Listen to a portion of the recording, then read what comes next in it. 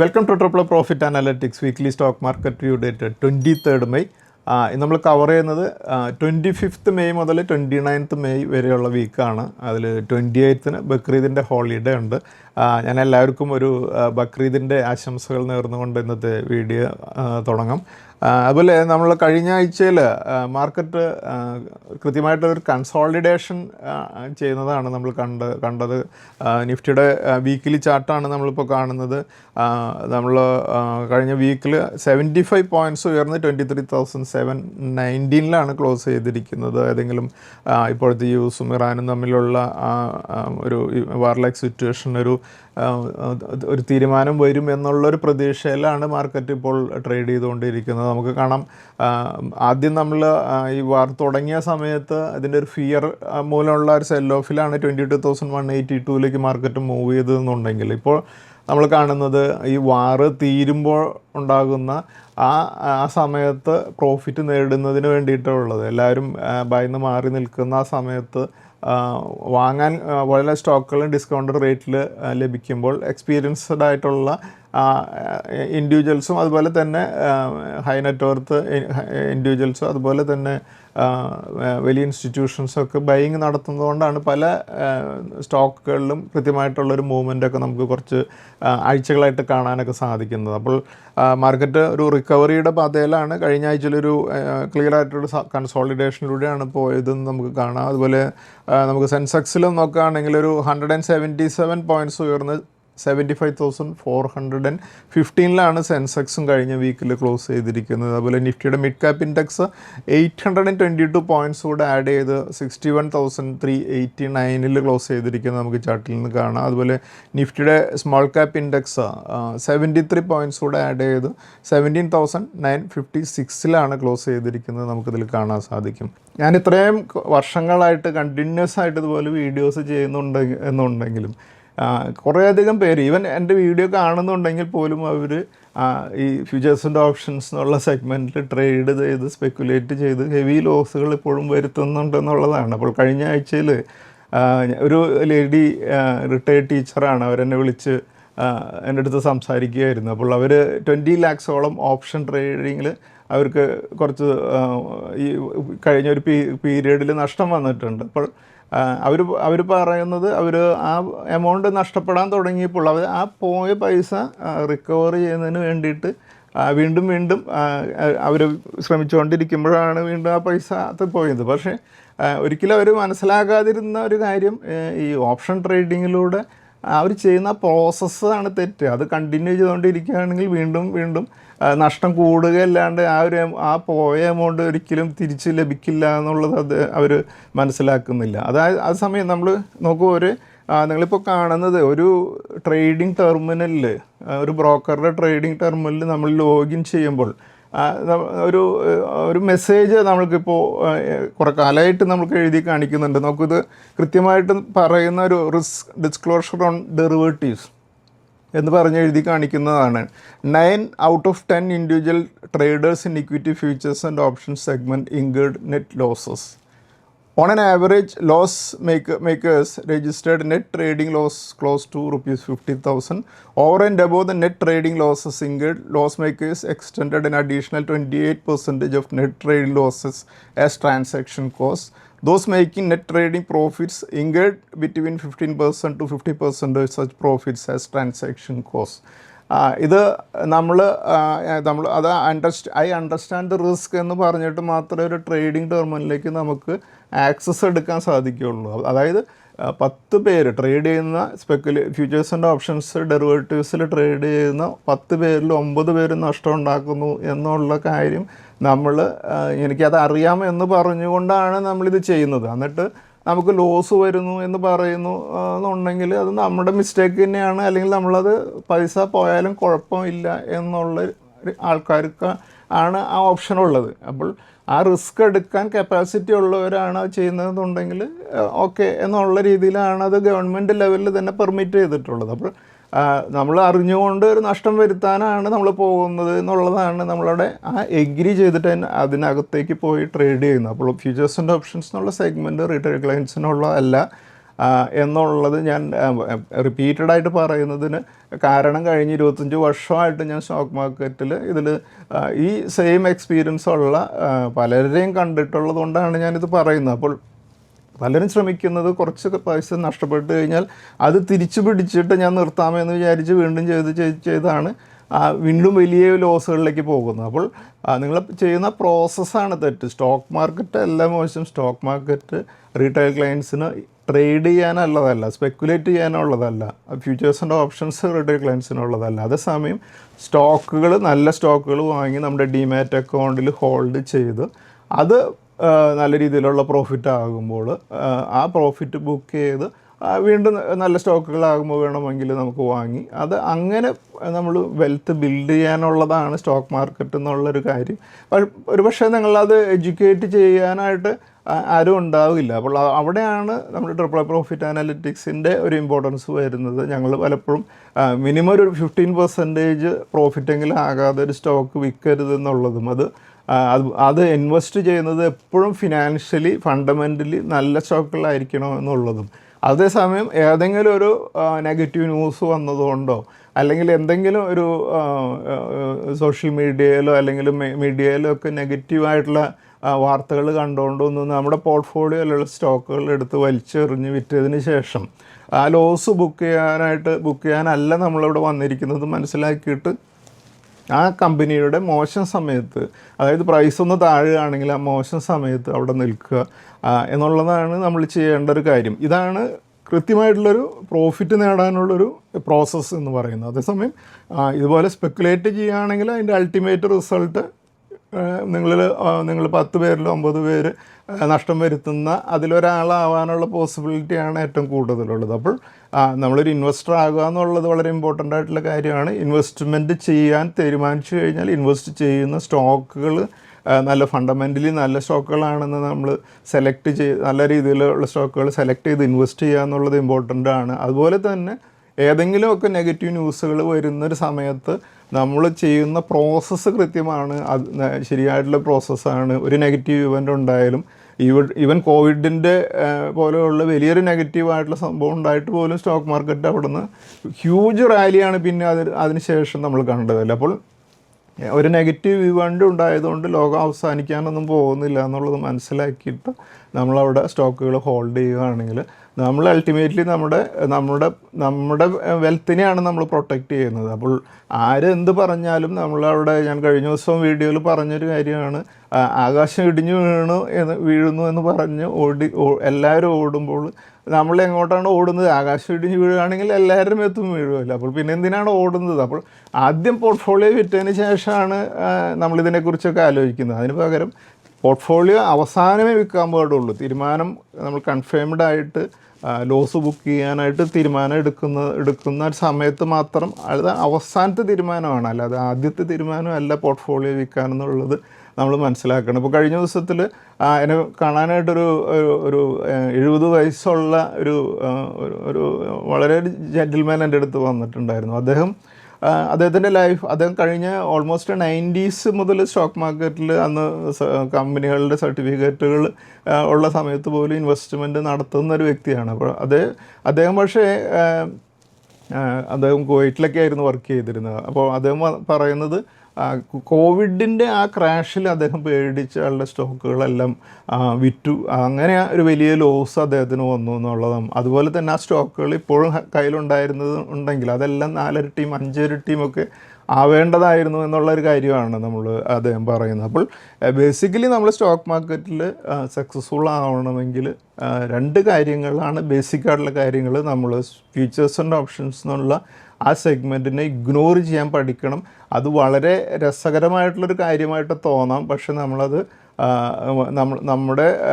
അതൊരു futures and option ഒരു mass ഡിസ്ട്രക്ഷനുള്ളൊരു കാര്യമാണ് എന്നുള്ളത് മനസ്സിലാക്കുക. നമ്മുടെ വെൽത്തിൻ്റെ ഒരു മാസ് ഡിസ്ട്രക്ഷനാണ് അതിനകത്ത് വരിക. അതുകൊണ്ട് അതിൽ നിന്ന് മാറി നിൽക്കുക. അതേസമയം തന്നെ നമ്മൾ ഇൻവെസ്റ്റ്മെൻറ്റിലേക്ക് വന്നു കഴിഞ്ഞിട്ടുണ്ടെങ്കിൽ പെട്ടെന്നുള്ള ഈ എസ്പെഷ്യലി ഇപ്പോഴത്തെ സോഷ്യൽ മീഡിയയും അതുപോലെ തന്നെ ഇത്രയധികം ന്യൂസ് ചാനൽസൊക്കെ ഉള്ളതുകൊണ്ട് അവർ എന്നും എന്തെങ്കിലുമൊക്കെ ഒരു ബ്രേക്കിംഗ് ന്യൂസുകൾ ഉണ്ടാക്കാൻ വേണ്ടിയിട്ട് കുറേ നെഗറ്റീവ് ന്യൂസുകൾ ഉണ്ടാക്കും. അതേസമയം അതൊന്നുമല്ല, നമ്മൾ ഇൻവെസ്റ്റ് ചെയ്തിട്ടുള്ളത് റിയൽ ആയിട്ടൊരു പ്രോഡക്റ്റുള്ള, റിയൽ ഒരു മാനേജ്മെൻറ്റുള്ള, റിയൽ ഒരു നല്ല കമ്പനിയിലാണ് ഇൻവെസ്റ്റ് ചെയ്തിട്ടുള്ളതെന്നുള്ളതും. അതുകൊണ്ട് തന്നെ അൾട്ടിമേറ്റ്ലി ആ കമ്പനിയുടെ കൂടെ നിന്ന് കഴിഞ്ഞാൽ നമ്മൾ വിജയിക്കുമെന്നുള്ള ആ ഒരു പ്രോസസ്സാണ് നമ്മൾ ചെയ്യുന്നതെന്ന് മനസ്സിലാക്കിയിട്ട് മുന്നോട്ട് പോയി കഴിഞ്ഞാൽ നമ്മൾ വിജയിക്കും. അപ്പോൾ ഇതാണ് നമ്മൾ കഴിഞ്ഞ ദിവസങ്ങളിൽ ഞാൻ കഴിഞ്ഞ ആഴ്ചയിൽ തന്നെ ഉണ്ടായ കുറച്ച് കാര്യങ്ങളാണ്. പിന്നെ കഴിഞ്ഞ ആഴ്ചയിൽ വേറൊരു കാര്യം ഉണ്ടായിരുന്നു, വളരെ രസകരമായിട്ടുള്ള കാര്യമാണ്. എനിക്കൊരു ക്ലയൻറ്റ് അയച്ചൊരു മെസ്സേജാണ്. അദ്ദേഹം വളരെ ഭയന്നിട്ട് ചോദിക്കുന്ന ഒരു കാര്യമാണ്. കഴിഞ്ഞ ആഴ്ചയിൽ നിങ്ങൾ കണ്ടിട്ടുണ്ടായിരിക്കും, ഒരു ക്രോക്കറോച്ച് എന്തോ ജനതാ പാർട്ടി CJP എന്നത് പറഞ്ഞൊരു പാർട്ടി രൂപപ്പെട്ടു എന്ന് പറഞ്ഞ് കുറേ സോഷ്യൽ മീഡിയാസിലൊക്കെ മെസ്സേജ് കണ്ടു ഞാൻ.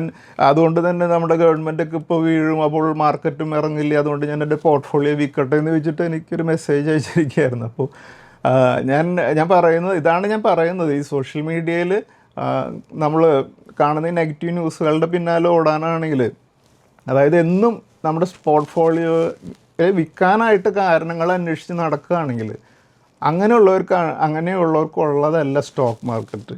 നമ്മളൊരു നല്ലൊരു ബിസിനസ് നല്ല രീതിയിൽ അതിൻ്റെ മാനേജ്മെൻറ്റ് അത്രയും ഹാർഡ് വർക്ക് ചെയ്ത് എല്ലാ ക്വാർട്ടറിലും റിസൾട്ട് ഡിക്ലെയർ ചെയ്യും, ഇത്രയും പ്രോഫിറ്റുള്ളൊരു കമ്പനിയെ ഒരു കോക്രോച്ച് പാർട്ടി വരുന്നു എന്ന് പറഞ്ഞുകൊണ്ട് നമ്മൾ വിറ്റ് കളയുന്നതിൻ്റെ ലോജിക്ക് നമ്മൾ ആലോചിക്കുക. അതുപോലെ എന്തെങ്കിലും ഇതുപോലെയുള്ളൊരു സോഷ്യൽ മീഡിയ എന്നുള്ളൊരു വാട്സപ്പിലും അല്ലെങ്കിൽ ഫേസ്ബുക്കിലും ഒക്കെ എന്തെങ്കിലും ഒരു ന്യൂസ് കാണുമ്പോൾ വിൽക്കാനുള്ളതല്ല നമ്മുടെ പോർട്ട്ഫോളിയോ.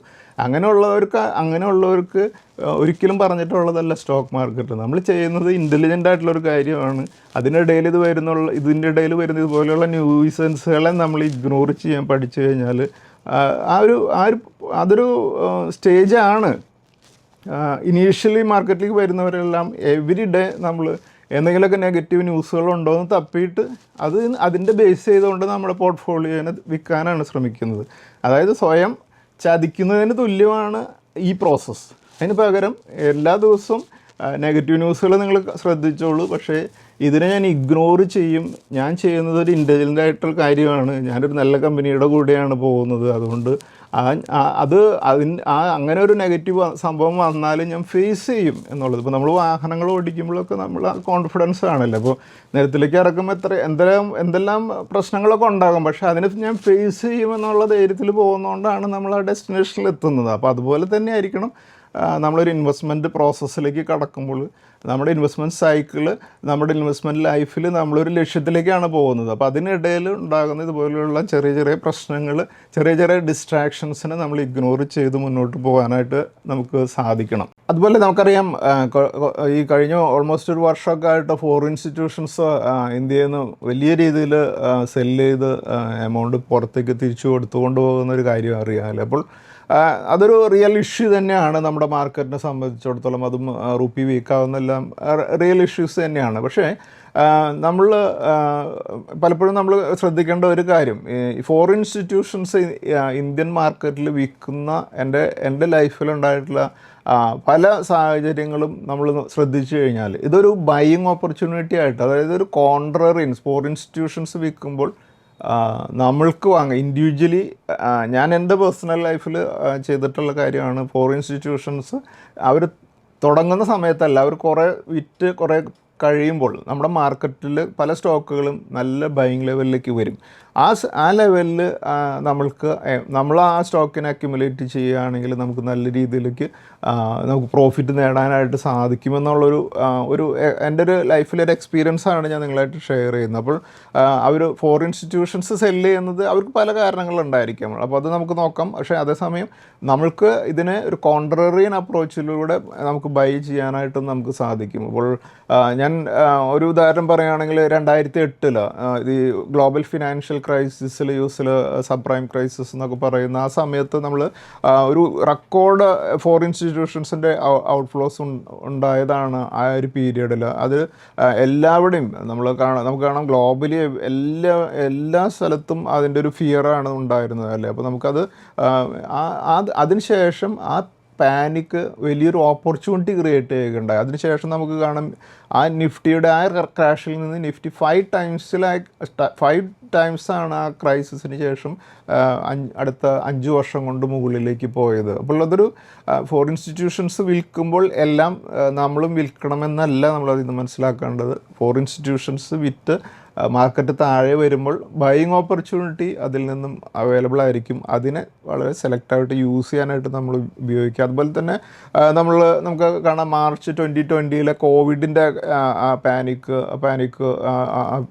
സമയത്ത് പീക്ക് പാനിക്കിൽ നമുക്കറിയാം ഒരു സിംഗിൾ മന്തിൽ തന്നെ ഏറ്റവും ഹെവിയസ്റ്റ് സെല്ലിങ് നമ്മൾ കണ്ടതാണ്.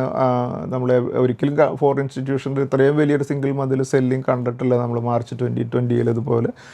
അതിനുശേഷം നമുക്കറിയാം അത് അന്ന് വലിയൊരു അൺസർട്ടനിറ്റി ആയിരുന്നു, എല്ലാവരുടെയും ലോക്ക്ഡൗൺ ഒക്കെ ആയിരുന്നു. പക്ഷേ അതിനുശേഷം നമ്മൾ ആ പാനിക് പീരീഡിന് ശേഷം നമുക്ക് കാണാം നിഫ്റ്റി 18 മാസത്തിനുള്ളിൽ ഡബിൾ ചെയ്തിട്ടുണ്ട് അല്ലേ. അപ്പോൾ അതും ഒരു ഫോർ ഇൻസ്റ്റിറ്റ്യൂഷൻസ് സെല്ല് ചെയ്യുമ്പോൾ നമ്മൾ സെല്ല് ചെയ്യണം എന്നുള്ള ഒരു ഇൻഡിക്കേഷനായിട്ട് എടുക്കരുതെന്നുള്ള എൻ്റെ കൃത്യമായിട്ടുള്ള എക്സാമ്പിളാണ്. അതുപോലെ തന്നെ 2022 ഫോർ ഇൻസ്റ്റിറ്റ്യൂഷൻസ് റെക്കോർഡ് ഔട്ട്ഫ്ലോ ആയിരുന്നു. അതിനുശേഷം നിഫ്റ്റി ഒരു പുതിയൊരു ഉയരം ലൈഫ് ടൈം ഹൈ ഒക്കെ സെറ്റ് ചെയ്യുന്നത് നമ്മൾ കണ്ടതാണ്. അപ്പോൾ FIs സെല്ല് ചെയ്യുന്നതിന് പല റീസൺസ് ഉണ്ടായിരിക്കും. അപ്പോൾ അതിൽ നോക്കുകയാണെങ്കിൽ നമുക്ക് കാണാം ഡോളർ സ്ട്രെങ്ത് എടുക്കുമ്പോൾ ഫോർ ഇൻസ്റ്റിറ്റ്യൂഷൻസ് സെല്ല് ചെയ്യാം. US റേറ്റ്സ് ഉയരുമ്പോൾ അവർ സെല്ല് ചെയ്യും. അതുപോലെ ഗ്ലോബൽ റിസ്ക് ഓഫ് സ്റ്റാർട്ട് ചെയ്യുന്ന സമയത്തും അവർ സെല്ല് ചെയ്യാം. അതുപോലെ തന്നെ എമർജിങ് മാർക്കറ്റ് അലോക്കേഷൻ കട്ടിങ് നടക്കുന്ന സമയത്തും നമ്മുടെ ഇവിടെ നിന്ന് ഫോർ ഇൻസ്റ്റിറ്റ്യൂഷൻ സെല്ല് ചെയ്ത് പോകാനുള്ള സാഹചര്യങ്ങളുണ്ടാകുന്നത്. അതായത് അത് അവർ വിൽക്കുന്നതിന് പ്രധാനപ്പെട്ട കാരണം ഗ്ലോബൽ മാക്രോ സിറ്റുവേഷൻ അനുസരിച്ചായിരിക്കും അവർ വിൽക്കുന്നത്. അപ്പോൾ അതൊരിക്കലും ഇന്ത്യയുടെ വീക്ക്നെസ് കാരണമാകണമെന്നില്ല അവർ വിൽക്കുന്നത്. അപ്പോൾ ഇന്ത്യൻ മാർക്കറ്റിലെ പാർട്ടിസിപ്പൻസ് അല്ലെങ്കിൽ ഇൻവെസ്റ്റേഴ്സ് ആയിട്ടുള്ള നമ്മളെ സംബന്ധിച്ചിടത്തോളം ഇതൊരു നല്ല ബൈയിങ് ഓപ്പർച്യൂണിറ്റിയാണ് ക്രിയേറ്റ് ചെയ്യുക. അതായത് ഞാൻ ബേസിക്കലി പേഴ്സണലി ഞാൻ 2008 LNT നല്ല ലോവർ ലെവലിൽ വാങ്ങി ഞാൻ പ്രോഫിറ്റ് ബുക്ക് ചെയ്തതാണ്. അതുപോലെ തന്നെ കോവിഡിൻ്റെ സമയത്തും ക്രാഷിലും നമുക്കറിയാം ഏറ്റവും സ്ട്രോങ് ആയിട്ടുള്ള സ്റ്റോക്കുകളെ ഈ ഫോർ ഇൻസ്റ്റിറ്റ്യൂഷൻസ് സെല്ല് ചെയ്യുന്ന സമയത്ത് നമ്മൾ വാങ്ങുകയാണെങ്കിൽ ഇപ്പോൾ ഞാൻ കോവിഡിൻ്റെ സമയത്തും LNT വലിയ ലോവർ ലെവൽസിലും ഒക്കെ വാങ്ങിയതിന് ശേഷം ഇപ്പോൾ നമുക്കറിയാം LNT 4000 ലെവലിലേക്ക് വന്നിട്ടുണ്ട്. പക്ഷേ ഈ ഫോർ ഇൻസ്റ്റിറ്റ്യൂഷൻസിൻ്റെ ഇപ്പോഴത്തെ സെൽ ഓഫിൽ LNT കാര്യമായിട്ട് കറക്റ്റ് ചെയ്യുന്നില്ല. അതിന് കാരണം LNT കുറേയധികം AI പ്രോജക്ട്സുമായിട്ടും ഡാറ്റാ സെൻറ്റേഴ്സായിട്ടും അതുപോലെ തന്നെ നമുക്കറിയാം ഈവൻ NVIDIA ആയിട്ടൊക്കെ അവർ കുറേ ടൈപ്പിലൊക്കെ ഇപ്പോഴത്തെ ഡെവലപ്മെൻറ്റ്സിലൊക്കെ കുറേ മുന്നോട്ട് പോകുന്നതുകൊണ്ടാണ് LNT ഇപ്പോഴും കറക്റ്റ് ചെയ്യാതെ ഫോർ ഇൻസ്റ്റിറ്റ്യൂഷൻസിൻ്റെ സെൽ ഓഫ് വന്നിട്ടും അതും ഈ എസ്പെഷ്യലി നമുക്കറിയാം മിഡിൽ ഈസ്റ്റിലൊക്കെ ഇത്രയധികം പ്രോജക്ട്സ് ഉള്ള ഒരു കമ്പനിയാണ് LNT എന്നുള്ളത്. പക്ഷേ എന്നിട്ടും അവിടെ ഇത്രയും ഇഷ്യൂസ് ഉണ്ടായിട്ടും അത് കറക്റ്റ് ചെയ്യാതിരിക്കുന്നതും പിന്നെ മിഡിൽ ഈസ്റ്റിലുണ്ടാകുന്ന ഈ പ്രശ്നങ്ങൾ കഴിഞ്ഞതിന് ശേഷം അവർക്ക് അതിനനുസരിച്ച് കൂടുതൽ പ്രോജക്ട്സ് കിട്ടാനുള്ള പോസിബിലിറ്റി ഉണ്ടെന്നുള്ളൊരു കാൽക്കുലേഷനും കൂടിയാണ് LNT കറക്റ്റ് ചെയ്യാത്തത്. അപ്പോൾ ഫോറിൻ ഇൻസ്റ്റിറ്റ്യൂഷൻസ് സെല്ല് ചെയ്യുന്നു എന്നുള്ളത് നമ്മൾക്ക് സെല്ല് ചെയ്യാനുള്ളൊരു റീസൺ അല്ല, അതൊരു കോഷനാണ് നമുക്കറിയാം. പക്ഷേ അവർ സെല്ല് ചെയ്ത് കുറേ താഴേക്ക് മാർക്കറ്റ് വന്നു കഴിഞ്ഞാൽ അത് ഒരു ബൈയിങ് ഓപ്പർച്യൂണിറ്റി ആയിരിക്കണം. അവിടെ നമ്മൾ സെലക്റ്റീവായിട്ട് നമ്മൾ ഫണ്ടമെൻ്റലി നല്ല സ്റ്റോക്കുകൾ വളരെ ഇന്ത്യയിൽ പെർഫോം ചെയ്യാൻ പോസിബിലിറ്റി ഉള്ള സ്റ്റോക്കുകൾ ഐഡൻറ്റിഫൈ ചെയ്ത് വെച്ചതിന് ശേഷം നമുക്കത്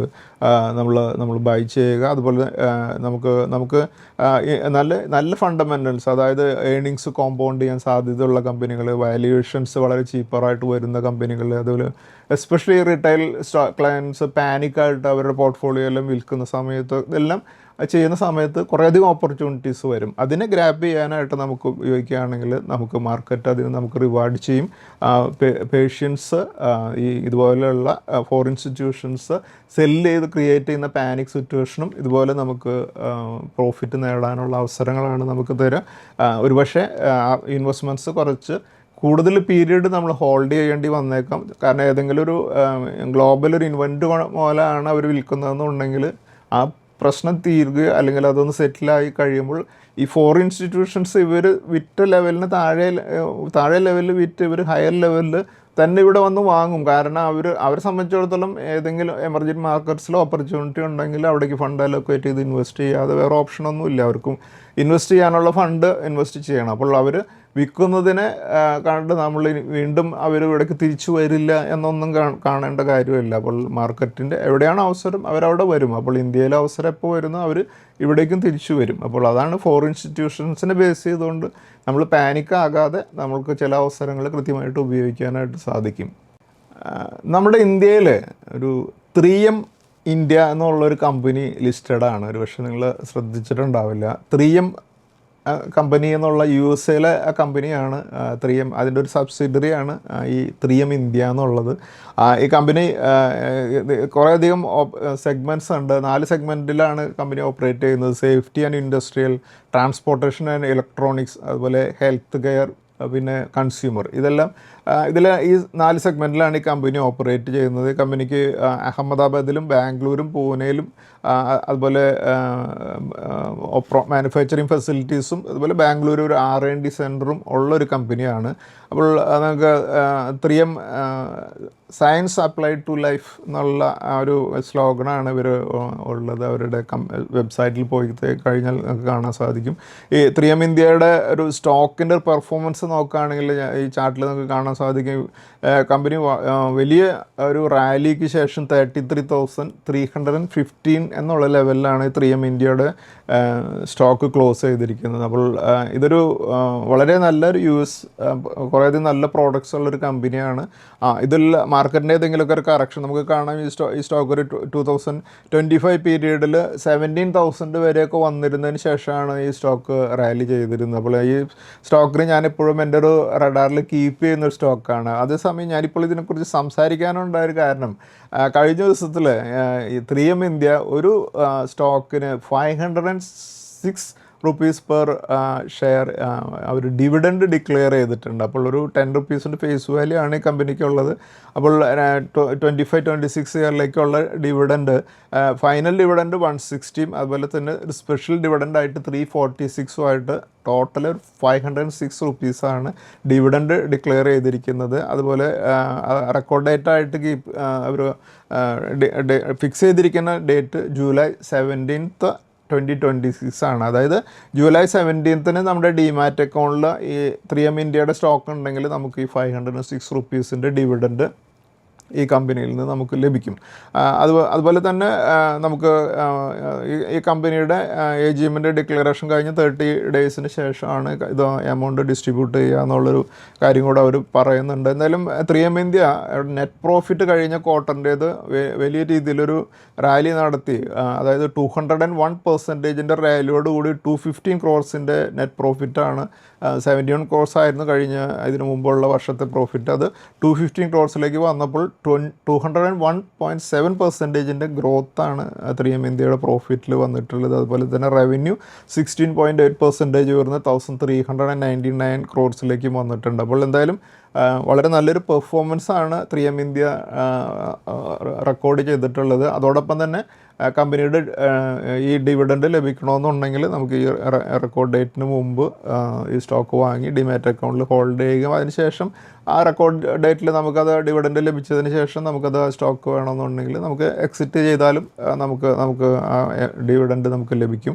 അതുപോലെ നമ്മളിപ്പോൾ കാണുന്ന ക്രൂഡ് ഓയിലിൻ്റെ ചാർട്ടാണ്. ക്രൂഡ് ഓയിലിൻ്റെ പ്രൈസ് ചെറിയ രീതിയിലൊക്കെ ഒരു കറക്ഷൻ നടക്കുന്നുണ്ടെന്നുണ്ടെങ്കിലും ഒരു 98.55 ഞാൻ ഈ ചാർട്ട് എടുക്കുന്ന സമയത്ത് ട്രേഡ് ചെയ്തുകൊണ്ടിരിക്കുന്നത്. എന്തായാലും WTI ക്രൂഡും ഒരു 100 ലെവലിൽ തന്നെയാണ് ഇപ്പോൾ ട്രേഡ് ചെയ്തുകൊണ്ടിരിക്കുന്നത്. എന്തായാലും ഈ ഹയർ ലെവൽസിൽ നിൽക്കുന്നതുകൊണ്ട് തന്നെ നമ്മുടെ ഇന്ത്യയിൽ പല പ്രാവശ്യമായിട്ട് ഡീസലിൻ്റെയും പെട്രോളിൻ്റെയും പ്രൈസ് ഹൈക്ക് വരുന്നുണ്ട്. ഇന്നും ഇന്നലെയും പ്രൈസ് ഹൈക്ക് വന്നിട്ടുണ്ട് എന്നുള്ളൊരു ന്യൂസ് വരുന്നുണ്ടായിരുന്നു. അപ്പോൾ അതുപോലെ USD INRും 95.68 എന്നുള്ള ലെവലിലേക്ക് ഒരു ഹയർ ലെവലിലേക്കാണ് ഇതിൻ്റെ ഒരു വീക്ക്നെസ് പിന്നെയും കൂടിക്കൊണ്ടിരിക്കുകയാണ്. ഇതും ഈ ഇപ്പോഴത്തെ ഈ ക്രൂഡിൻ്റെ പ്രൈസിലുള്ള മൂവ്മെൻറ്റിൻ്റെ ഒരു ഇമ്പാക്റ്റ് തന്നെയാണ് നമ്മൾ കാണാൻ സാധിക്കുന്നത്. ഇതെല്ലാം ഒരു നെഗറ്റീവ് ന്യൂസ് തന്നെയാണ് നമ്മളെ സംബന്ധിച്ചിടത്തോളം. ഈ വാറിൻ്റെ ഒരു സിറ്റുവേഷനിൽ നമുക്കിതിനെ ഫേസ് ചെയ്യാതെ നിവൃത്തിയൊന്നുമില്ല. പലപ്പോഴും എൻ്റെ അടുത്ത് റിക്വസ്റ്റ് വരാറുള്ളതാണ് എന്താണ് ടെക്നിക്കൽ അനാലിസിസ് എന്നുള്ളതിനെക്കുറിച്ച് ഡീറ്റെയിലായിട്ട് സംസാരിക്കണം എന്നുള്ളത്. അപ്പോൾ ഞാൻ ഒരു ടെക്നിക്കൽ അനാലിസിസ് എന്ന് പറഞ്ഞൊരു വാസ്റ്റ് സബ്ജക്റ്റാണ്. ആക്ച്വലി ഇത് കൂടുതലും ടെക്നിക്കൽ അനാലിസിസ് യൂസ് ചെയ്യുന്നത് ട്രേഡേഴ്സ് അല്ലെങ്കിൽ സ്പെക്കുലേറ്റേഴ്സ് ആയിട്ടുള്ളവരാണ്. അപ്പോൾ അതേസമയം നമ്മൾ ഇൻവെസ്റ്റേഴ്സിന് ഈ ടെക്നിക്കൽ അനാലിസിസിന് നമുക്ക് യൂസ് ചെയ്യാം. ആക്ച്വലി ഇത് പറയുകയാണെങ്കിൽ നമ്മൾ ഇപ്പോൾ ഡോക്ടേഴ്സ് നമ്മുടെ ബ്ലഡ് ടെസ്റ്റ് ചെയ്യാനായിട്ട് പറഞ്ഞാൽ നമ്മൾ ബ്ലഡ് ടെസ്റ്റ് ചെയ്യുമല്ലേ. അപ്പോൾ അതുപോലെ തന്നെയാണ് ഈ ടെക്നിക്കൽ അനാലിസിസിൻ്റെ ടൂള് ശരിക്കും ഒരു ഡോക്ടറാണ് റിയലി യൂസ് ചെയ്യേണ്ടത്. അപ്പോൾ ബേസിക്കലി നല്ല രീതിയിലൊരു റിസർച്ച് അറിയുന്ന ഒരാൾ ടെക്നിക്കൽ അനാലിസിസിന് യൂസ് ചെയ്യുന്നത് ഇപ്പോൾ ഒരു ഡോക്ടർ ബ്ലഡിൻ്റെ റിസൾട്ട് നോക്കുന്നത് പോലെ തന്നെയാണ്. അപ്പോൾ അതിൽ നിന്ന് കുറേ കാര്യങ്ങൾ അവർക്ക് മനസ്സിലാക്കാൻ സാധിക്കും. അതിൻ്റെ ബേസ് ചെയ്തുകൊണ്ട് ട്രീറ്റ്മെൻറ്റ് ആണ് ഡോക്ടറാണ് തീരുമാനിക്കുന്നത്. പക്ഷേ നമ്മൾ അങ്ങനെ ബേസ് ചെയ്തപ്പോൾ ഷുഗറിൻ്റെ ലെവലൊക്കെ നമുക്ക് നോക്കി മനസ്സിലാക്കാം എന്നുള്ളത് അല്ലാതെ നമ്മൾ വലിയ ഇൻവെസ്റ്റ്മെൻറ്റ് ഡിസിഷൻ ഒരിക്കലും ടെക്നിക്കൽ അനാലിസിസിൻ്റെ ബേസിൽ മാത്രം നമുക്ക് എടുക്കാനായിട്ട് സാധിക്കില്ല. പക്ഷേ അതേസമയം എൻ്റെ ബേസിക്കലി ഞങ്ങൾ ഡെവലപ്പ് ചെയ്തിട്ടുള്ളൊരു മോഡൽ എന്ന് പറഞ്ഞു കഴിഞ്ഞാൽ നമ്മളൊരിക്കലും ടെക്നിക്കൽ അനാലിസിസ് ഒരു മോശം സ്റ്റോക്കിൽ അപ്ലൈ ചെയ്ത് അതിൻ്റെ ബേസിൽ ഒരു ഡിസിഷൻ എടുക്കരുത്. ഫണ്ടമെൻ്റലി നല്ല സ്റ്റോക്കുകൾ നമ്മൾ സെലക്ട് ചെയ്തിട്ടുള്ളതിലേക്ക് നമുക്ക് ടെക്നിക്കൽ അനാലിസിസ് അപ്ലൈ ചെയ്യുകയാണെങ്കിൽ നമ്മൾ കൃത്യമായിട്ടുള്ള ഒരു അസുഖത്തിന് ട്രീറ്റ്മെൻറ്റ് അല്ലെങ്കിൽ ഒരു മരുന്ന് ഡോക്ടർ കുറിക്കുന്ന പോലെ നമുക്കും നമ്മുടെ ഒരു എക്സ്പീരിയൻസ് കൂടെ അപ്ലൈ ചെയ്യുകയാണെങ്കിൽ നമുക്ക് ചെയ്യാനായിട്ട് സാധിക്കും. അപ്പോൾ ആക്ച്വലി ഞാൻ ജസ്റ്റൊരു വളരെ ചെറിയ ഒരു എക്സ്പ്ലനേഷൻ ഞാൻ തരാം. ഇത് നിങ്ങൾക്ക് ഇൻവെസ്റ്റോപീഡിയ പോലെയുള്ള സൈറ്റുകളിലൊക്കെ പോയിട്ട് അത് കൂടുതൽ പഠിക്കാനുള്ളൊരു അതിലേക്ക് അങ്ങനെയുള്ള ഒരു കുറേയധികം വെബ്സൈറ്റുകളൊക്കെ ഇന്ന് അവൈലബിൾ ആണ്. അതിലൊക്കെ പോയി നിങ്ങൾക്ക് ബേസിക് കാര്യങ്ങൾ പഠിക്കാം. അതുപോലെ തന്നെ ഇന്ന് ബ്രോക്കേഴ്സിൻ്റെ കുറേ ചാർട്ടുകളും എല്ലാം അവൈലബിൾ ആണ്. ഇപ്പോൾ അതിൽ ഒന്ന് രണ്ട് കാര്യങ്ങൾ ഞാൻ ട്രേഡിംഗ് വ്യൂ എന്നുള്ള ഒരു ഇൻ്റർനാഷണൽ സോഫ്റ്റ്വെയർ ഫ്രീ ആയിട്ട് പോലും അവൈലബിൾ ആണ്. അതിലും നിങ്ങൾക്ക് കുറേ കാര്യങ്ങൾ ചെയ്യാം. അതിൽ പെയ്ഡ് ആണെങ്കിൽ കുറേ ഓപ്പർച്യൂണിറ്റീസ് ഉണ്ട്. അതേസമയം നിങ്ങൾക്ക് ഞാൻ പലപ്പോഴും കാണിക്കുന്ന പല ചാർട്ടുകളും ഇതിൻ്റെ ഞാൻ ഉപയോഗിക്കുന്നതിൻ്റെ ഏറ്റവും ഹൈ എൻഡ് വേർഷൻ ആയിട്ടുള്ള അൾട്ടിമേറ്റ് ആണ്. അപ്പോൾ അതേസമയം നിങ്ങൾക്കൊരു ഇതിൻ്റെ ബേസിക് ആയിട്ടുള്ള ഫ്രീ ആയിട്ടുള്ള ഇതുപോലും ഉപയോഗിച്ചുകൊണ്ട് നിങ്ങൾക്ക് ഉപയോഗിക്കാം. അതുപോലെ തന്നെ ചില ബ്രോക്കേഴ്സ് ഇപ്പോൾ ഷെയർഗാൻ എന്നുള്ള ബ്രോക്കറുടെ ടൈഗർ എന്നുള്ള ആ സോഫ്റ്റ്വെയർ നിങ്ങൾ അവരോട് ഒരു അക്കൗണ്ട് എടുക്കുകയാണെങ്കിൽ നിങ്ങൾക്ക് അത് ഡൗൺലോഡ് ചെയ്ത് കഴിഞ്ഞിട്ടുണ്ടെങ്കിൽ ലാപ്ടോപ്പിലൊക്കെ കൃത്യമായിട്ട് അതിൻ്റെ ചാർട്ടുകൾ നിങ്ങൾക്ക് അനലൈസ് ചെയ്യുകയാണെങ്കിൽ ഒരു പ്രൊഫഷണൽ ചാർട്ട് പോലും ഉപയോഗിക്കുന്ന പോലെ ഉപയോഗിക്കാനൊക്കെ സാധിക്കും. അപ്പോൾ അതിൽ കുറച്ചുകൂടെ ഡീറ്റെയിൽ ആയിട്ട് നിങ്ങൾക്ക് പഠിക്കാം. പക്ഷേ ബേസിക്കായിട്ട് എങ്ങനെയാണ് ഒരു ഇൻവെസ്റ്റർ ഇത് ചില ബൈയിങ് ഓപ്പർച്യൂണിറ്റീസിനെ ഐഡൻറ്റിഫൈ ചെയ്യുക, അതുപോലെ തന്നെ ചില സമയത്ത് എക്സിറ്റ് ഓപ്പർച്യൂണിറ്റീസിനെ ഐഡൻറ്റിഫൈ ചെയ്യുക എന്നുള്ളതിന് ഒരു ബേസിക് ഐഡിയ കിട്ടാനായിട്ട് ഞാൻ കുറച്ച് കാര്യങ്ങൾ ഞാൻ ഒരു സംസാരിക്കാം. അതുപോലെ ടെക്നിക്കൽ അനാലിസിസ് എന്ന് പറഞ്ഞാൽ നമ്മളൊരു സ്റ്റോക്കിനെ അനലൈസ് ചെയ്യുന്നതാണ്. അതിൻ്റെ ഒരു സ്റ്റാറ്റിസ്റ്റിക്സ് മാർക്കറ്റ് ആക്ടിവിറ്റിയിൽ നിന്നും ജനറേറ്റ് ചെയ്തിട്ടുള്ളത്. അപ്പോൾ അതായത് മുമ്പ് ആ സ്റ്റോക്ക് ട്രേഡ് ചെയ്തിട്ടുള്ള പല ക്യാൻഡിൽസാണ് നോർമലി നമ്മൾ ഉപയോഗിക്കുക. ക്യാൻഡിൽസിൽ പല ഓരോ ദിവസത്തെയും ഡെയിലി ക്യാൻഡിലാണെങ്കിൽ ഓരോ ദിവസത്തെയും ആ ഒരു സ്റ്റാറ്റിസ്റ്റിക്സ് നോക്കിക്കൊണ്ട് നമുക്ക് പല കാര്യങ്ങളും മനസ്സിലാക്കാൻ സാധിക്കും. അപ്പോൾ ഇതിനു മുമ്പുണ്ടായിട്ടുള്ള ഹൈയും അതുപോലെ തന്നെ മുമ്പുണ്ടായിട്ടുള്ള ലോവും അതുപോലെ ഓരോ ലെവലിലും റിവേഴ്സ് ചെയ്ത് മുകളിലേക്ക് പോയിട്ടുള്ളതും പലപ്പോഴും ഓരോ സ്വിങ് ലെവലുകളൊക്കെ നമുക്ക് ചാർട്ടിൽ നിന്ന് മനസ്സിലാക്കാനായിട്ടും അങ്ങനെ അതിനുവേണ്ടി അതിൻ്റെ ഒരു സ്റ്റാറ്റിസ്റ്റിക്കൽ ഡാറ്റയാണ് ടെക്നിക്കൽ അനാലിസിസ് നമ്മൾ ഉപയോഗിക്കുന്നത്. അപ്പോൾ ഇവിടെ നമ്മൾ പ്രൈമറിലി നമ്മൾ ഉപയോഗിക്കുന്നത് പ്രൈസും അതോടൊപ്പം തന്നെ വോള്യൂം ഉപയോഗിക്കും. അപ്പോൾ ഒരു കമ്പനിയുടെ ടെക്നിക്കൽ അനാലിസിസ് ഫിനാൻഷ്യൽസിനെ അല്ല നോക്കുന്നത്, ഈ കമ്പനിയുടെ പ്രൈസിന് വോള്യൂമാണ് ബേസിക്കലി ഈ അനാലിസുകൾക്ക് ഉപയോഗിക്കുന്നത്. അപ്പോൾ ഇതൊരു ബേസിക് ഈ ടെക്നിക്കൽ അനാലിസിസിൻ്റെ ഒരു അസംഷൻ എന്ന് പറയുന്നത് എല്ലാ നോൺ ഇൻഫോർമേഷൻസൊക്കെ ഓൾറെഡി ഇതിൻ്റെ പ്രൈസിലേക്ക് ഡിസ്കൗണ്ടഡ് ആണ്.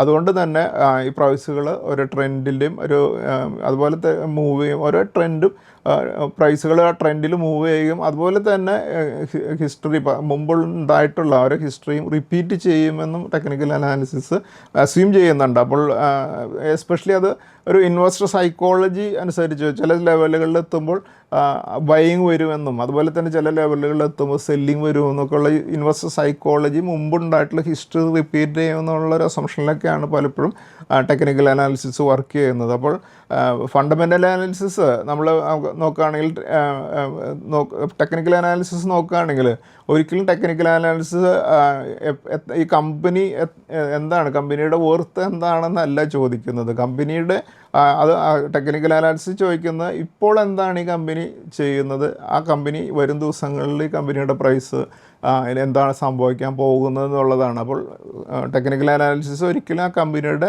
വാല്യുവേഷനെ ബേസ് ചെയ്തുകൊണ്ടല്ല, കമ്പനിയുടെ പ്രൈസ് ആക്ഷനെ ബേസ് ചെയ്തുകൊണ്ടാണ് നമ്മൾ പല കാര്യങ്ങളും തീരുമാനിക്കുന്നത്. അപ്പോൾ ഇവിടെ ഒരു കോറായിട്ടുള്ളൊരു ബിൽഡിംഗ് ബ്ലോക്സ് നോക്കുകയാണെങ്കിൽ പ്രൈസിൻ്റെ ചാർട്ടുകൾ അത് ബേസിക്കലി നമ്മൾ കാൻഡിൽ സ്റ്റിക്സ് ചാർട്ട്സ് ആണ് ഉപയോഗിക്കുക. ഏറ്റവും പോപ്പുലർ ആയിട്ടുള്ള അതിൽ ഓപ്പണും ഹൈയും ലോവും ക്ലോസും ആണ് OHLC എന്നുള്ള രീതിയിൽ കാണുക. അതുപോലെ തന്നെ അതിൽ ഈ നമുക്ക് കാൻഡിൽ സ്റ്റിക്ക് ചാർട്ട്സിൽ നമുക്ക് അതൊരു സെൻറ്റിമെൻറ്റ്സ് കുറേ അധികം പാറ്റേൺസ് നമുക്ക് നോക്കുകയാണെങ്കിൽ കിട്ടും. അതായത് ഡോജി എന്ന് പറയും, ഹാമർ എന്ന് പറയും, എൻഗൾഫിങ്, മോർണിംഗ് സ്റ്റാർ ലൈൻ, അതുപോലെ ബാർ ചാർട്ട്സ്, ഇതുപോലെ എല്ലാം കുറേയധികം നമുക്ക് ഇതിലെല്ലാം നോക്കുകയാണെങ്കിൽ നമ്മൾ കുറേ വർഷങ്ങൾ അല്ലെങ്കിൽ കുറേ മാസങ്ങളിലൊക്കെ നമ്മൾ വാച്ച് ചെയ്തുകൊണ്ടിരിക്കുകയാണെങ്കിൽ കുറേ ചാർട്ടുകളൊക്കെ നമ്മുടെ അടുത്തേക്ക് കുറേ സ്റ്റോറീസ് പറയും എന്നുള്ളതാണ് നമ്മുടെ ഒരു എക്സ്പീരിയൻസിൽ നിന്ന് കുറേ കാര്യങ്ങൾ നമുക്ക് ഫീൽ ചെയ്യാൻ തുടങ്ങും. അതാണ് നമ്മൾ ഒരു എക്സ്പീരിയൻസ്ഡ് ആയിട്ടുള്ളൊരു ഇൻവെസ്റ്റർക്ക് അതിൽ നിന്ന് കുറേ കാര്യങ്ങൾ മനസ്സിലാക്കാൻ സാധിക്കും. അപ്പോൾ ഇതെല്ലാം നമ്മൾ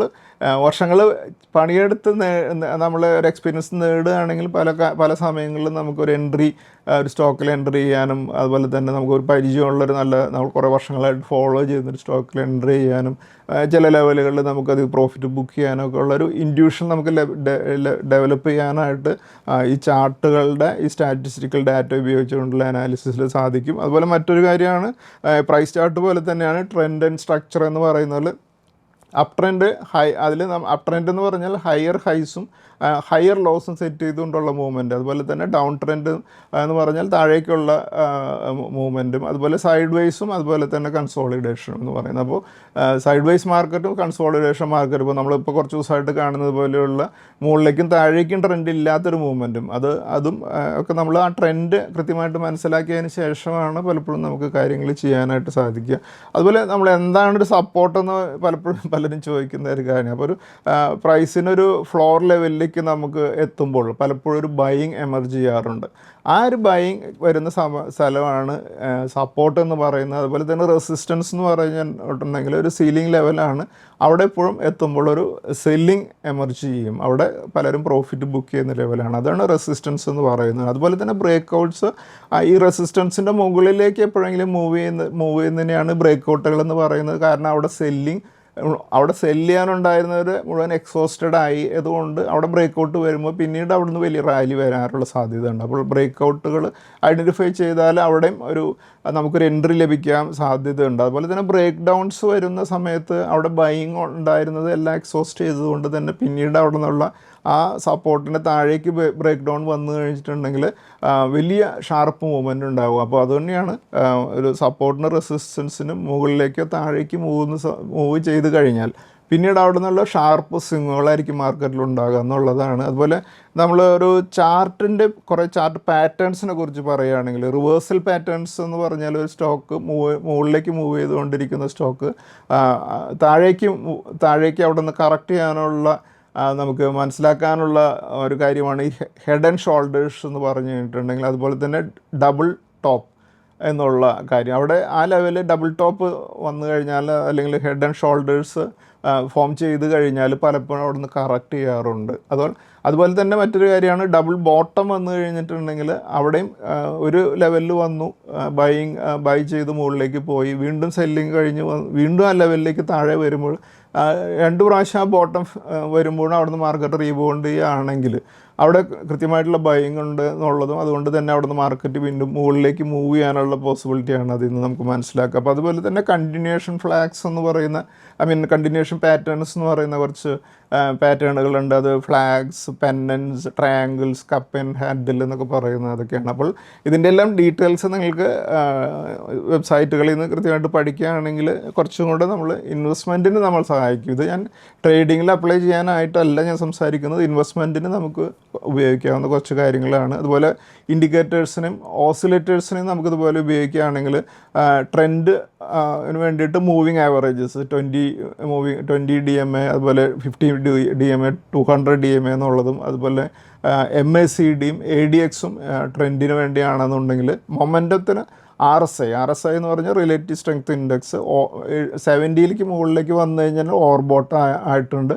ഒന്നുകിൽ അത് കറക്റ്റ് ചെയ്യാനൊരു ഇൻഡിക്കേഷനാണ്, അല്ലെങ്കിൽ ഈ ബുള്ളിഷ് ട്രെൻഡ് കണ്ടിന്യൂ ചെയ്യുമെന്നുള്ളൊരു ഇൻഡിക്കേഷൻ കൂടെ ഉണ്ട്.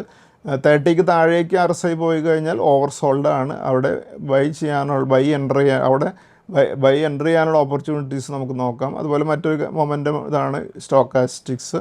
വൊളാറ്റിലിറ്റി നോക്കുന്നത് ബോളിംഗർ ബാൻഡ്സും ATR വെച്ചിട്ടാണ്. അതുപോലെ വോള്യം നോക്കുന്നത് OBV എന്നുള്ള, അതുപോലെ തന്നെ വോള്യം പ്രൊഫൈലും VWAP എല്ലാം ഉപയോഗിച്ചിട്ടാണ് വോള്യത്തിനെ നമ്മൾ നോക്കുന്നത്. അപ്പോൾ വോള്യം പലപ്പോഴും ഒരു പ്രൈസ് ആക്ഷന് കൺഫർമേഷന് വേണ്ടി ഉപയോഗിക്കാവുന്നതാണ്. അപ്പോൾ ഒരു ലെവലിന് മുകളിലേക്ക് ബ്രേക്ക് ഔട്ട് വലിയ വോള്യത്തോടു കൂടി നമുക്ക് കാണുകയാണെന്നുണ്ടെങ്കിൽ അത് നമുക്കൊരു പ്രൈസ് മുകളിലേക്ക് മൂവ് ചെയ്യാനുള്ള വലിയൊരു സാധ്യത നമുക്കതിൽ നിന്ന് കാണാൻ സാധിക്കും. അപ്പോൾ വളരെ ചെറിയൊരു വോള്യത്തിലാണ് മുകളിലേക്ക് ബ്രേക്ക് ഔട്ട് എന്ന് പറഞ്ഞിട്ടുണ്ടെങ്കിൽ നമ്മളതിനെ സീരിയസ് ആയിട്ട് എടുക്കരുത്. അപ്പോൾ വോള്യം വളരെ ഇമ്പോർട്ടൻ്റ് ആയിട്ടുള്ളൊരു കാര്യമാണ്.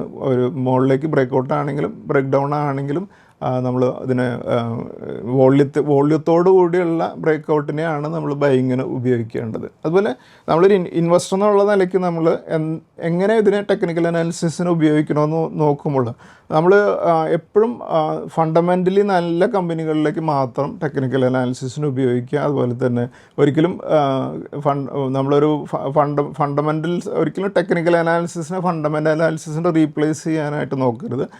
രണ്ടും കൂടെ ഒരുമിച്ച് ഉപയോഗിക്കുക എന്നുള്ളതാണ് ഏറ്റവും നല്ലൊരു അപ്രോച്ച്. അതുപോലെ തന്നെ ടെക്നിക്കൽ അനാലിസിസിന് നമ്മൾ ഉപയോഗിക്കുന്നത് എൻട്രിയും എക്സിറ്റിനുള്ള ടൈമിംഗ് തീരുമാനിക്കുന്നതിന് വേണ്ടിയിട്ടാണ്.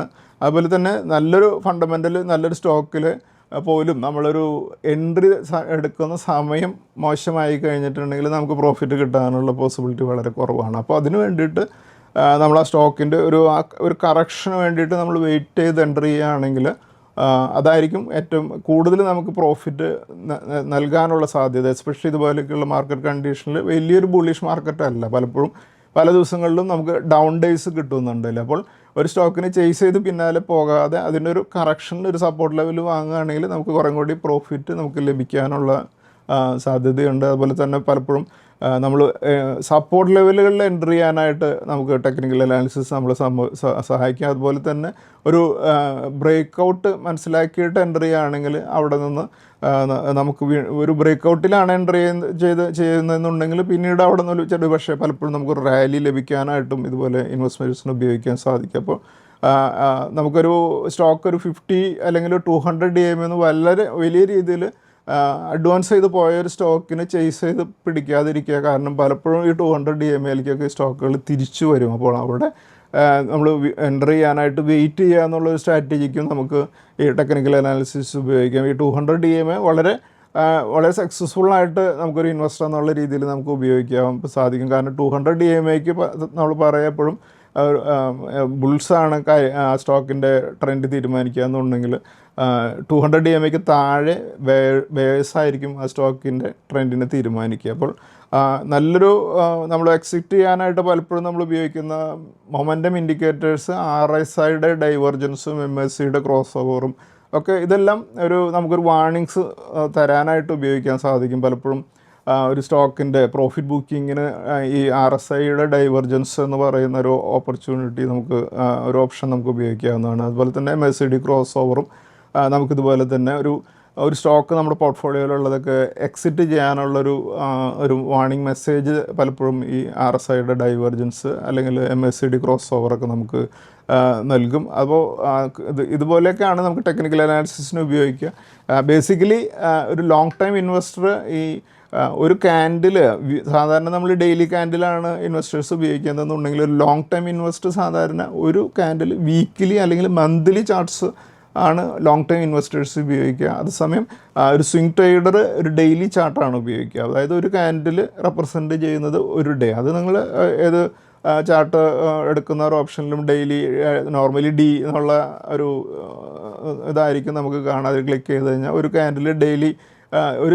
ക്യാൻഡിൽ ഡെയിലി എന്നുള്ള ഓപ്ഷനിൽ നമുക്ക് ലഭിക്കും. അപ്പോൾ ഒരു സ്വിംഗ് ട്രേഡർ എപ്പോഴും ഡെയിലിയാണ് ഉപയോഗിക്കുക എന്നുണ്ടെങ്കിൽ പൊസിഷണൽ ട്രേഡർ ഡെയിലിയും അതേസമയം വീക്കിലിയും ചാർട്ടുകൾ ഒരേ സമയം നോക്കിക്കൊണ്ടായിരിക്കും ഓരോ പൊസിഷൻസ് എടുക്കുന്നത്. അതുപോലെ ട്രേഡേഴ്സ് 5 മിനിറ്റ്സിന് 60 മിനിറ്റ്സിലൊക്കെ ആയിരിക്കും എൻട്രി ചെയ്യുന്നത്.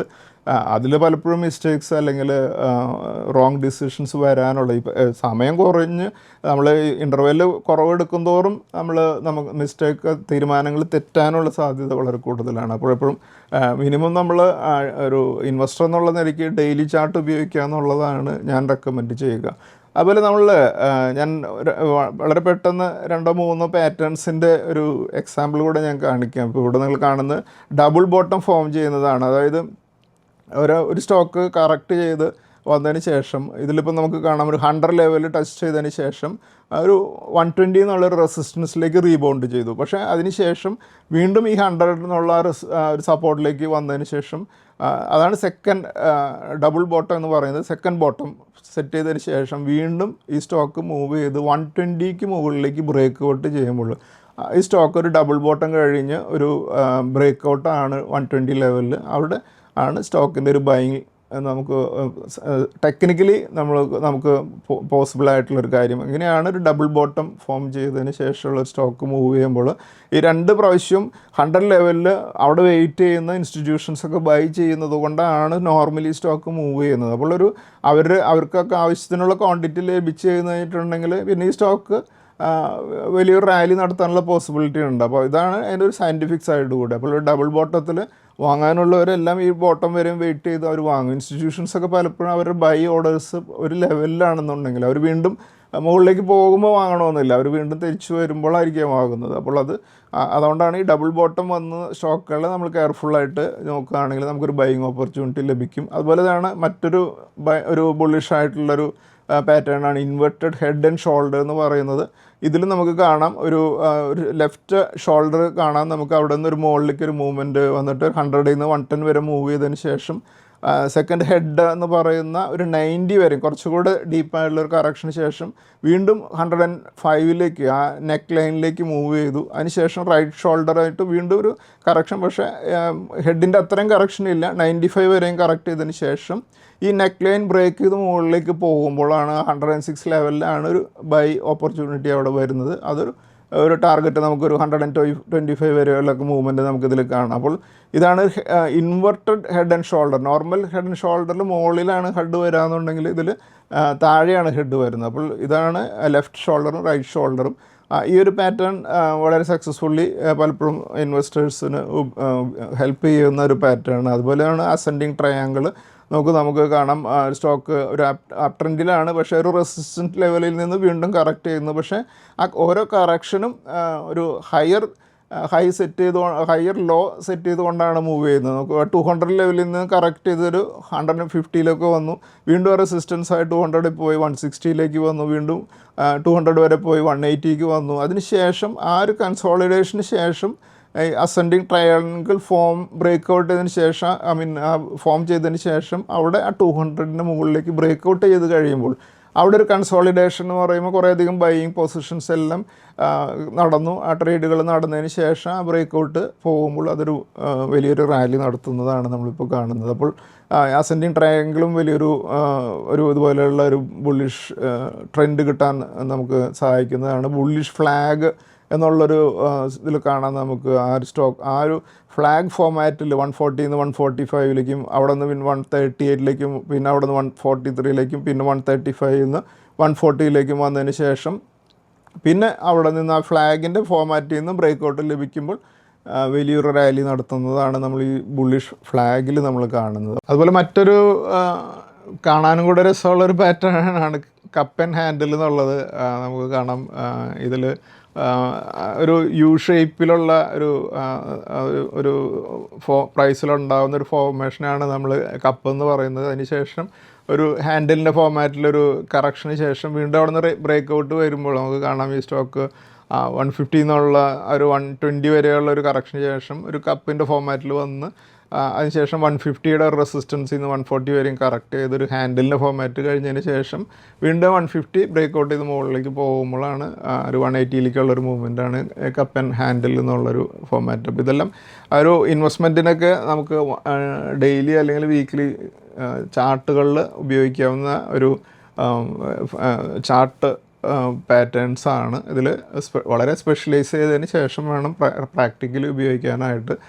അതുപോലെ ടെക്നിക്കൽ അനാലിസിസ് പലപ്പോഴും ആദ്യം തുടങ്ങുന്ന സമയത്ത് ഒരുപക്ഷെ RSI ഉപയോഗിച്ച് പലരും ട്രേഡ് ചെയ്ത് നോക്കും, അല്ലെങ്കിൽ MACD ഉപയോഗിച്ച് ട്രേഡ് ചെയ്ത് നോക്കും. അങ്ങനെ അതിൽ ട്രേഡ് ചെയ്ത് ലോസ് വരുമ്പോൾ അത് ശരിയല്ല എന്നുള്ളതുകൊണ്ട് മറ്റൊന്നിലേക്ക് അങ്ങനെ മാറി ഓരോ റിയൽ ക്യാഷ് നമ്മൾ ഉപയോഗിച്ചുകൊണ്ട് ട്രേഡ് ചെയ്ത് ലോസുകൾ ഉണ്ടാക്കുന്നവരാണ് പലരും. അപ്പോൾ അത് അങ്ങനെയാണ് ട്രേഡിങ്ങിൽ പലപ്പോഴും ഓരോ ടൂൾസും ഉപയോഗിച്ച് അത് ഫെയിലിയർ ആണെന്ന് തോന്നി അടുത്തേക്ക് മാറി. അങ്ങനെ അതിന് പകരം ഇങ്ങനെയുള്ള ചില ടൂളുകളിൽ ഇൻവെസ്റ്റ്മെൻറ്റിന് നമുക്ക് കൃത്യമായിട്ട് ഉപയോഗിക്കാൻ സാധിക്കുന്ന ചില ടൂളുകളുണ്ട്. അതിൽ നല്ല ഫണ്ടമെൻ്റലി നല്ല സ്റ്റോക്കുകളിൽ ഇത് ടൂൾസ് നമ്മൾ ഉപയോഗിച്ച് നമുക്ക് കൃത്യമായിട്ടൊരു കൺട്രോൾ ലഭിച്ചു കഴിഞ്ഞാൽ, ഇപ്പോൾ ട്രേഡിങ്ങിൽ നമ്മളിത് ഉപയോഗിക്കുമ്പോൾ ഒരു സ്ഥലത്ത് ഫെയിലിയർ ആയിക്കഴിഞ്ഞാൽ നമുക്ക് അന്ന് ലോസ് വരികയാണല്ലോ. പക്ഷേ അതേസമയം ഇൻവെസ്റ്റ്മെൻറ്റിൽ ഒരുപക്ഷെ നമ്മൾ അപ്ലൈ ചെയ്തിട്ടൊരു RSI തെറ്റി ഉപയോഗിച്ചത് തെറ്റി ആ സ്റ്റോക്ക്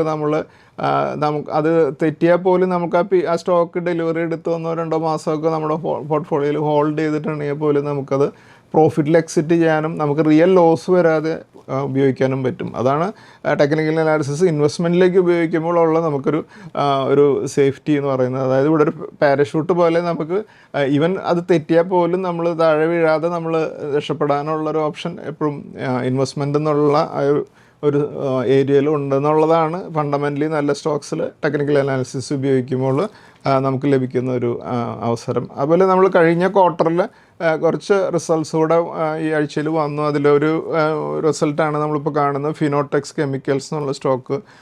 ഈ സ്റ്റോക്ക് ഒരു 118% നെറ്റ് പ്രോഫിറ്റിലുള്ള ഗ്രോത്താണ് കമ്പനി ഡിക്ലെയർ ചെയ്തിരിക്കുന്നത്. അപ്പോൾ കഴിഞ്ഞ മാർച്ചിലെ ക്വാർട്ടറിൽ 43.8 crores പ്രോഫിറ്റിലേക്ക് വന്നിട്ടുണ്ട്. മാർച്ച് 25-ൽ 20.1 crores മാത്രമാണ് നെറ്റ് പ്രോഫിറ്റ് ഉണ്ടായിരുന്നത്. അപ്പോൾ ഒരു 118% ഫിനോടെക്സ് കെമിക്കൽസ് നല്ലൊരു റിസൾട്ടാണ് ഡിക്ലെയർ ചെയ്തിരിക്കുന്നത്. അതുപോലെ Gokul Agro Resources 119 crores net പ്രോഫിറ്റാണ് ഡിക്ലെയർ ചെയ്തിരിക്കുന്നത്. അതൊരു 144% നെറ്റ് പ്രോഫിറ്റിലുള്ള ഒരു ഗ്രോത്തും. അതുപോലെ JSW Siemens 362 crores net profit declare ചെയ്തിട്ടുണ്ടായിരുന്നു. അതായത് കഴിഞ്ഞ വർഷം 16.2 crores മാത്രം പ്രോഫിറ്റായിരുന്നു. അതായത് 2135% വലിയൊരു ജമ്പാണ് JSW സിമെൻറ്റിൻ്റെ റിസൾട്ടിൽ വന്നിട്ടുള്ളത്. അതുപോലെ രാഷ്ട്രീയ കെമിക്കൽസ് ആൻഡ് ഫെർട്ടിലൈസേഴ്സ് എന്നുള്ള കമ്പനിയുടെ നെറ്റ് പ്രോഫിറ്റ് 189 crores മാർച്ച് 26 ക്വാർട്ടറിൽ വന്നിട്ടുള്ളത്. ഇത് 160% അതിൻ്റെ ഒരു ഗ്രോത്താണ് വന്നിട്ടുള്ളത്. അതുപോലെ മറ്റൊരു കമ്പനിയാണ് ടാറ്റ സ്റ്റീൽ.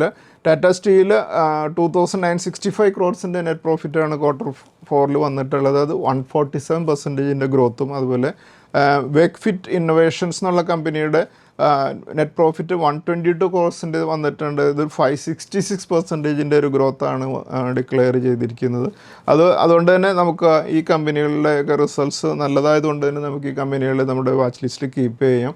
അതുപോലെ ഞങ്ങളുടെ ഏറ്റവും കഴിഞ്ഞ ദിവസത്തിൽ ഞങ്ങൾ മാർച്ച് മന്തിൽ ഞങ്ങൾ പബ്ലിഷ് ചെയ്ത create wealth with confidence from stock market എന്നുള്ള ബുക്ക് കുറേയധികം പേര് ഇപ്പോഴും എങ്ങനെയാണത് ഞങ്ങൾക്ക് ലഭിക്കുക എന്നുള്ളത് ചോദിച്ചുകൊണ്ട് പലപ്പോഴും ഇവിടെ എൻക്വയറീസ് വരുന്നുണ്ട്. അപ്പോൾ ഇതിൽ വളരെ സിമ്പിളാണ്. നിങ്ങൾക്ക് Amazon.com ലോഗിൻ നമുക്ക് എന്ന വെബ്സൈറ്റ് എടുത്തതിന് ശേഷം ക്രിയേറ്റ് വെൽത്ത് വിത്ത് കോൺഫിഡൻസ് എന്നുള്ള പേരടിച്ച് കഴിഞ്ഞാൽ നിങ്ങൾക്ക് ഈ ബുക്ക് കാണാൻ സാധിക്കും. അതിൽ ക്ലിക്ക് ചെയ്ത് കഴിഞ്ഞാൽ നിങ്ങൾക്ക് ബൈ ചെയ്യാനായിട്ടുള്ള പ്രൈസ് പേയ്മെൻറ്റ് നടത്തി കഴിഞ്ഞാൽ നിങ്ങളുടെ ആമസോണിൽ കൊടുത്തിട്ടുള്ള അഡ്രസ്സിലേക്ക് ഈ ബുക്ക് പാർസലായിട്ട് വരികയാണ് ചെയ്യുന്നത്. അപ്പോൾ ഞങ്ങളെ സംബന്ധിച്ചിടത്തോളം ഇതിൻ്റെ ഫിസിക്കലായിട്ട് ഇതിൻ്റെ പ്രിൻറ്റിങ്ങും അതുപോലെ തന്നെ ഇത് അയക്കാനുള്ള മാനേജ് ചെയ്യാനുള്ള ആ ഒരു ഓപ്പറേഷൻ നമ്മുടെ ഇടയ്ക്ക് ഇല്ലാതിരിക്കാൻ വേണ്ടിയാണ് ഇത് ആമസോണിന് നമ്മൾ ഏൽപ്പിച്ചിട്ടുള്ളത്. അപ്പോൾ ആമസോണിൽ നിന്ന് അവരത് പ്രിൻ്റ് ചെയ്ത് നിങ്ങളുടെ അഡ്രസ്സിലേക്ക് ഇത് അയക്കും എന്നുള്ളതാണ് അവരെ സംബന്ധിച്ചിടത്തോളം അതിനെല്ലാ ഫെസിലിറ്റീസും ഉള്ളതുകൊണ്ട് തന്നെ നിങ്ങൾക്ക് വരികയും ചെയ്യും. അതേപോലെ തന്നെ എനിക്ക് കുറച്ച് NRIs ആയിട്ടുള്ള കുറേ പേര് അത് വായിക്കുന്നതിനെ കുറിച്ച് ചോദിക്കുന്നുണ്ട്. അപ്പോൾ അതിൽ അവരൊരു പ്രാക്ടിക്കലി ഫിസിക്കലി സ്റ്റോക്ക് ബുക്ക് പുറത്തെ കൺട്രീസിലേക്ക് എല്ലാ കൺട്രീസിലേക്കും അയക്കുന്നില്ല എന്ന് തോന്നുന്നു. അതുകൊണ്ട് തന്നെ പലർക്കും ഈ ഓപ്ഷൻ എടുക്കുമ്പോൾ അത് അവൈലബിൾ ആകുന്നില്ല. അഡ്രസ്സ് കൊടുക്കുമ്പോൾ വരുന്നില്ല എന്നുണ്ടെങ്കിൽ നിങ്ങൾക്കിപ്പോൾ ചെയ്യാവുന്നത് അതിൻ്റെ കിൻഡിൽ എഡിഷൻ അവൈലബിൾ ആണ്. അപ്പോൾ കിൻഡിൽ എഡിഷനിൽ നിങ്ങൾ സബ്സ്ക്രൈബ് ചെയ്യുകയാണെങ്കിൽ നിങ്ങളുടെ കിൻഡൽ ലൈബ്രറിയിൽ വരും എന്നുള്ളതാണ്. ഇപ്പോൾ നിങ്ങളിപ്പോൾ കാണുന്നത് ആമസോണിൻ്റെ മുകളിൽ ആമസോണിൽ ഈ ബുക്ക് സെലക്ട് ചെയ്ത് കഴിഞ്ഞാൽ അതിൻ്റെ റൈറ്റ് സൈഡിൽ മുകളിൽ ആ കിൻഡിൽ എഡിഷൻ എന്നുള്ളത് നിങ്ങൾക്ക് കാണാൻ സാധിക്കും. അപ്പോൾ അതിൽ ക്ലിക്ക് ചെയ്ത് കഴിഞ്ഞാൽ കിൻഡിൽ എഡിഷൻ്റെ പേയ്മെൻറ്റ് നടത്തിയാൽ അവിടെ പ്രിൻറ്റിങ് കോസ്റ്റ് വരുന്നില്ല. കിൻഡിൽ എഡിഷനിൽ പൈസ കുറവാണ്. അപ്പോൾ അവിടെ വാങ്ങിക്കഴിഞ്ഞാൽ നിങ്ങൾക്ക് കിൻഡലിൻ്റെ ലൈബ്രറിയിൽ ഈ ബുക്ക് വന്നിട്ടുണ്ടായിരിക്കും. അവിടെ നിങ്ങൾക്ക് ഈ ബുക്ക് കൃത്യമായിട്ട് വായിക്കാനും സാധിക്കും. അതുപോലെ കഴിഞ്ഞ വീക്കിലെ ബെസ്റ്റ് പെർഫോമിംഗ് സ്റ്റോക്കുകൾ നോക്കുമ്പോൾ ഈ സ്റ്റോക്കുകൾ ഗ്ലാൻ ഫാർമ 24% ഉയർന്നു, ഹണിവെൽ ഓട്ടോമേഷൻ 22% ഉയർന്നു, ടാറ്റ കമ്മ്യൂണിക്കേഷൻസ് 16% ഉയർന്നു, ട്രിവേണി ടർബൈൻ 16% ഉയർന്നു, ഇൻ്റർനാഷണൽ ജിയോമോളിക്കൽ 14% ഉയർന്നു, സീമെൻസ് എനർജി 13% ഉയർന്നു, സമ്മാൻ ക്യാപിറ്റൽ 13% ഉയർന്നു, ഫസ്റ്റ് സോഴ്സ് സൊല്യൂഷൻസ് 13% ഉയർന്നു, JSW സിമെൻറ്റ് 12% ഉയർന്നു, ദീപക് ഫെർട്ടിലൈസേഴ്സ് 11% ഉയർന്നു, GE T&D 11% ഉയർന്നും, ടെക്നോ ഇലക്ട്രിക് 11% ഉയർന്നും, ഏഞ്ചൽ 1 10% ഉയർന്നും, ഇലക്ട്രോൺ എഞ്ചിനീയറിംഗ് 9% ഉയർന്നും, ലെൻസ്കാർട്ട് സൊല്യൂഷൻസ് 9% ഉയർന്നുമാണ് ട്രേഡ് ചെയ്തുകൊണ്ടിരിക്കുന്നത്. ഈ സ്റ്റോക്കുകളെല്ലാം ഒരു ബുള്ളിഷ് ട്രെൻഡിലുള്ളതുകൊണ്ട് നമുക്ക് നമ്മുടെ വാച്ച് ലിസ്റ്റിൽ കീപ്പ് ചെയ്യാം. അതുപോലെ കഴിഞ്ഞ ആഴ്ചയിൽ 4 ഇൻസ്റ്റിറ്റ്യൂഷൻസിൻ്റെ ഡാറ്റ നോക്കുമ്പോൾ FIs കഴിഞ്ഞ ആഴ്ചയിൽ 7,572.9 crores സെല്ലേഴ്സ് ആയിരുന്നു. അതേസമയം ഡൊമസ്റ്റിക് ഇൻസ്റ്റിറ്റ്യൂഷൻസ് 16,948.1 crore ബയേഴ്സും ആയിരുന്നു. നെക്സ്റ്റ് നമുക്ക് നിഫ്റ്റിയുടെ അനാലിസിസിലേക്ക് കടക്കാം. നിഫ്റ്റിയുടെ കഴിഞ്ഞ വീക്കിലെ ട്രേഡിംഗ് പാറ്റേൺ ആണ് നമ്മൾ കാണുന്നത്. നിഫ്റ്റി 15th മെയ്യിൽ ക്ലോസ് ചെയ്തിരുന്നത് 23,643 18th മെയ്യിൽ 6 points ഉയർന്നും, 19th മെയ്യിൽ 31 points താഴ്ന്നും, 20th മെയ്യിൽ 41 points ഉയർന്നും, 21st മെയ്യിൽ 4 points താഴ്ന്നും, 22nd മെയ്യിൽ 64 points ഉയർന്നും ആണ് നിഫ്റ്റി ക്ലോസ് ചെയ്തിരുന്നത്. നിഫ്റ്റി കഴിഞ്ഞ ആഴ്ചയിൽ 75 പോയിൻറ്റ്സിൻ്റെ അഡീഷനോടുകൂടിയാണ് ക്ലോസ് ചെയ്തത്. നമ്മളിപ്പോൾ കാണുന്നത് നിഫ്റ്റിയുടെ മന്ത്ലി ചാർട്ടാണ്. മെയ് മന്തിൽ നിഫ്റ്റി 278 പോയിൻറ്റ്സിൻ്റെ ലോസോടുകൂടിയാണ് ഇപ്പോൾ ട്രേഡ് ചെയ്തുകൊണ്ടിരിക്കുന്നത്. അതുപോലെ നിഫ്റ്റിയുടെ വീക്കിലി ചാർട്ടിൽ പ്രധാനപ്പെട്ട DMIs മാർക്ക് ചെയ്ത് നോക്കുമ്പോൾ 50 DMA വരുന്നത് 23,690, 20 DMA വരുന്നത് 23,869, 100 DMA വരുന്നത് 24,636 ആണ്, 200 DMA വരുന്നത് 25,002 ആണ്.